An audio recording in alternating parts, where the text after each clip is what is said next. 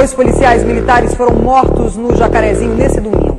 Os soldados Marcos Santana Martins e Inaldo Pereira Leão, da Unidade de Polícia Pacificadora do Jacarezinho, na Zona Norte, foram baleados durante o patrulhamento de rotina na comunidade.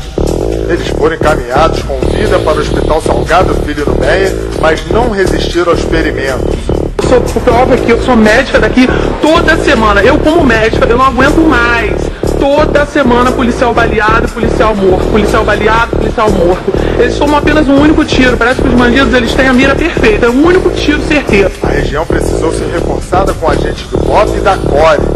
Eles ficarão na comunidade por tempo indeterminado em resposta à ação dos criminosos. A Patricinha, tá tudo vindo pro Jacaré, dá pra bandido. É o bicho. Vamos que vamos. As Patricinha, filha de juiz, doida pra traficante, vem no baile curte aqui.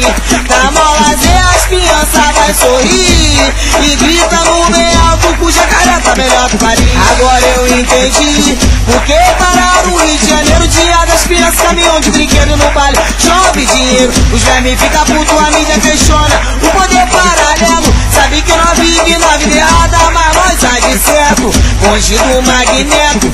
E quem vem de fora se impressiona, não acostumado com as putas do lado aqui no Jacaré. É o fluxo das piranha e que elas gamam de Glock rajada e bem trajado, menor feijoado, fuzil atravessado em cima da BMW. Mal cheguei no bar, escutei uma lourinha toda jeitosinha do olho azul. Da onde tu vem, gatinha? Eu vi lá da Zona Sul, que as Patricinha, filha de juiz, doida pra traficante, vem no baile curte aqui. Da Molazé as crianças vai sorrir e grita no bem alto que o Jacaré tá melhor que Paris. E aí, as Patricinha, filha de juiz, doida pra traficante, vem no baile curte aqui. Da Molazé as crianças vai sorrir e grita no bem alto que o Jacaré tá melhor que Paris. O Jacaré tá melhor que Paris. O Jacaré tá melhor.